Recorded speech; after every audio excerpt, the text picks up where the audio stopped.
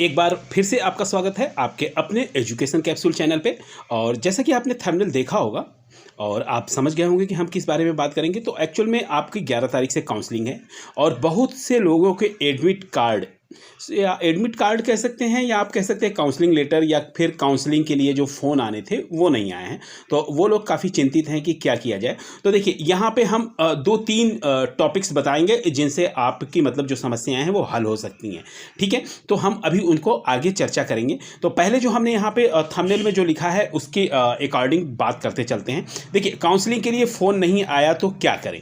ठीक है, एक तो देखिए अगर फ़ोन नहीं आया है आज शाम तक का आप वेट कर लीजिए, अगर नहीं आता है तो ठीक है, तो एक काम और करना है। तो इसके बारे में हम इस वीडियो में बात करेंगे। और दूसरा, काउंसलिंग किसके द्वारा की जाएगी। ठीक है, आप काउंसलिंग के लिए जब जाएंगे तो आपके प्रपत्र कौन चेक करेगा, किसके द्वारा होगा, ये भी हम बात करेंगे।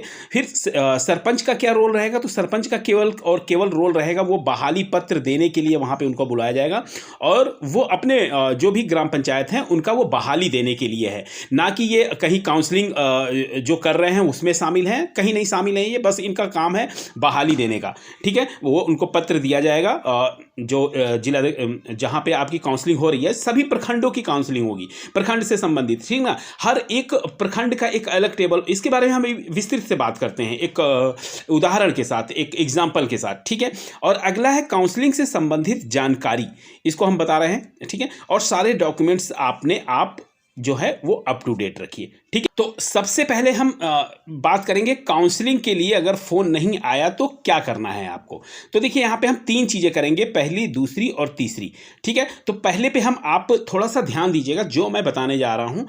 ठीक है, इसको आप थोड़ा सा मतलब इत्मीनान से देखिए, फिर बाद में आप मुझसे क्रॉस क्वेश्चन मत करिए कि ये कैसे हो रहा है। ठीक है, जो मैं आपको बताने जा रहा हूँ, काउंसलिंग के लिए अगर फ़ोन नहीं आया तो आज तक तो आपको इंतजार करना है।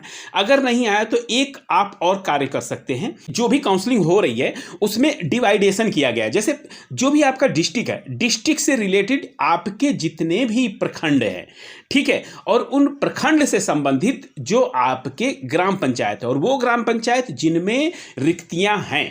ठीक है, तो सबसे पहले आपको यही करना है कि अगर आज शाम तक या आज मतलब शाम तक अगर आपके पास फ़ोन कॉल्स नहीं आते हैं, ठीक है, तो कल ब्लॉक जाना है। ठीक है, लेकिन ब्लॉक जाने से पहले हम चाहेंगे कि एक और काम कीजिए आप, जो आप अपने आप कर सकते हैं।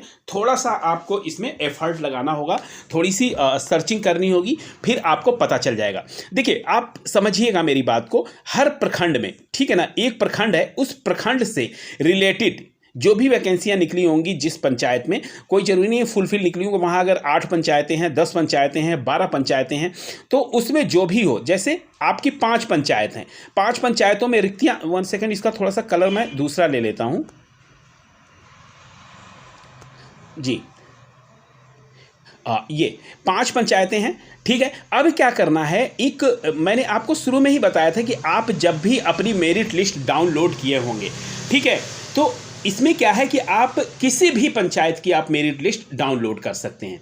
तो उसी तरह आप अपने संबंधित ब्लॉक से क्या कीजिएगा, आप अपने संबंधित ब्लॉक में, प्रखंड में जाइएगा, प्रखंड में जितने भी ग्राम पंचायत हैं वहां से आप अपना तो किया ही है, वहां से और भी किसी ब्लॉक का आप उसको डाउनलोड कर लीजिएगा। डाउनलोड करने के बाद आप ये करिएगा कि उसमें जो सबसे टॉप मेरिट पे जो भी लोग हैं उनसे फ़ोन नंबर आपको उसके अंदर मिल जाएगा, उनसे आप एक बार संपर्क कीजिएगा कि क्या आपको काउंसलिंग लेटर के लिए फ़ोन कॉल्स आए हैं।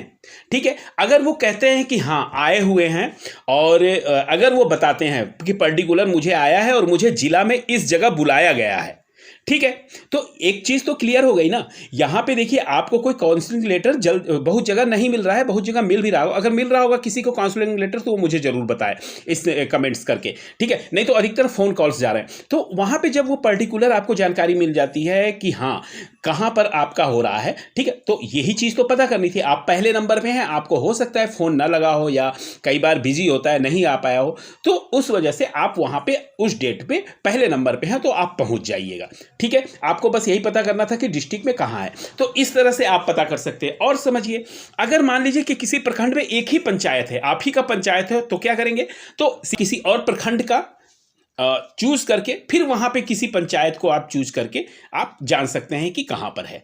ठीक है, ये तो मैंने पहली बात बताई जो आपको एफर्ट लगाना है।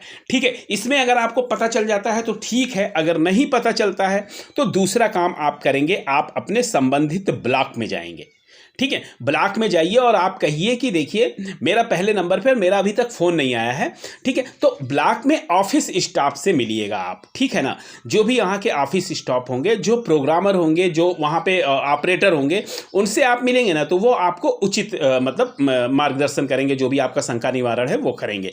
ठीक है, तो जब आप उनसे पूछेंगे तो वो बताएंगे कि हाँ डिस्ट्रिक्ट में यहाँ पर हो रहा है और ये चीज़ है और आप चले जाइए।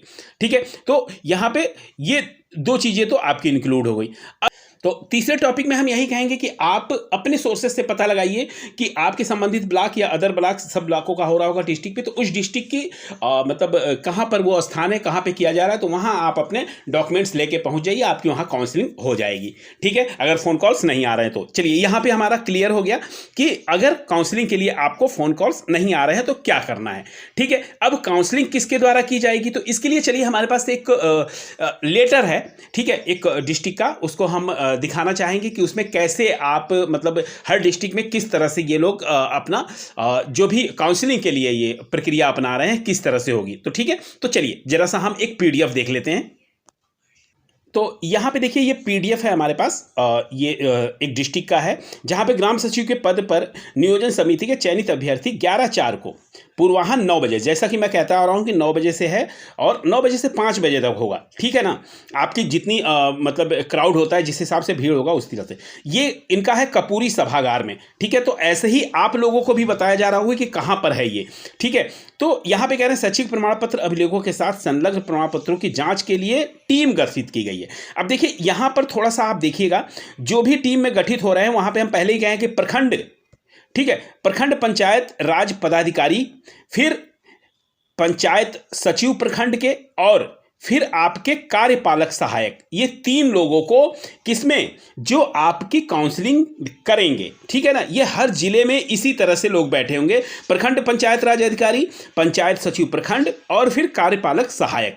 ठीक है, और ये जो है हर ब्लॉक का एक अलग टेबल लगा होगा। हो सकता है कि 2 ब्लॉक 2 प्रखंड को एक में शामिल करके टेबल बनाया गया हो।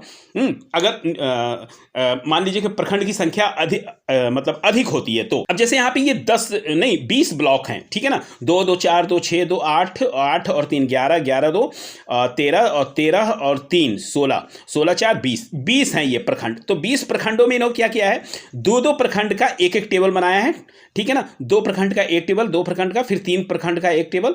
ठीक है, उस हिसाब से इन्होंने डिवाइडेशन किया है और सब पे इन्होंने प्रखंड पंचायत राज अधिकारी और पंचायत सचिव प्रखंड और फिर कार्यपालक सहायक प्रखंड के ये लोग रहेंगे उस जगह जो काउंसलिंग करेंगे आपकी। ठीक है, और यहीं पे आपको जाना है और आपका अलग अलग जो है आपका उस मेज पे और टेबल पे एक बोर्ड लगा होगा कि इस प्रखंड से संबंधित जो आपके ग्राम पंचायत है वहां पे काउंसलिंग होगी।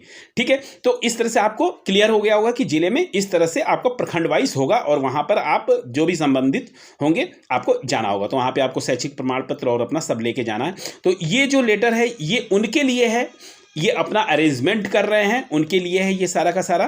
ठीक है, तो यहां पर देखिए ये कह रहे हैं कि सरपंच जो है ग्राम सचिव के बैठने की व्यवस्था कराएंगे। ठीक है, और काउंसलिंग पूर्ण होने के उपरांत जब काउंसलिंग खत्म हो जाएगी तो ये सुनिश्चित करेंगे, ठीक है ना, कि नियोजन पत्र यानी बहाली पत्र और सहमति पत्र की 4-4 प्रतियां प्राप्त करके एक प्रति जो है ग्राम कचहरी सचिव को योगदान है तो जो सामने सरपंच जो है वो सचिव को देंगे और वो फोटो खींचेगी, और फिर एक प्रति जो है वो प्रखंड पंचायत पदाधिकारी को जाएगी और एक प्रति जो है जिला पंचायत राज पदाधिकारी को उपलब्ध कराया जाएगा। तो इस तरह से जो है आपकी ये काउंसलिंग पूर्ण हो जाएगी। ठीक है, तो इसको दिखाने का मेरा मतलब बस यही था कि आपको बिल्कुल भी चिंतित नहीं होना है, घबराना नहीं है। ठीक है, और जो मैंने शुरू में बताया है आपको उस तरह से करना है। आप एक बार लिस्ट निकालिएगा। ठीक है, वहां पे जो पहले नंबर पे जो फोन नंबर है जो सेलेक्टेड पर्सन है उनको फोन करिएगा और पूछ लीजिएगा। तो ये जो है व्यक्तिगत रूप से आप जानकारी ले सकते हैं कि कहां पर है। नहीं तो ऑफिशियल रूप से लेना होगा तो आज शाम तक वेट करिए और अगले दिन जाकर आप ब्लॉक से संपर्क कर लीजिए। ठीक है, तो इस तरह से जो है आपका काम हो जाएगा, इसमें ज़्यादा चिंतित होने की बात नहीं है। ठीक है, और जहां तक और भी बातें होंगी आप हमें वीडियो में जो है वीडियो के माध्यम से पूछ सकते हैं। ठीक है, मैं कोशिश करता हूं कि मैं जितने भी कमेंट्स हो सबका मैं आंसर दूं। ठीक है, तो ये हमारी तरफ से एक उपयोगी और महत्वपूर्ण सूचना थी। मिलते हैं फिर ऐसी वैल्यूबल जानकारी के साथ, तब तक के लिए आप सभी का धन्यवाद।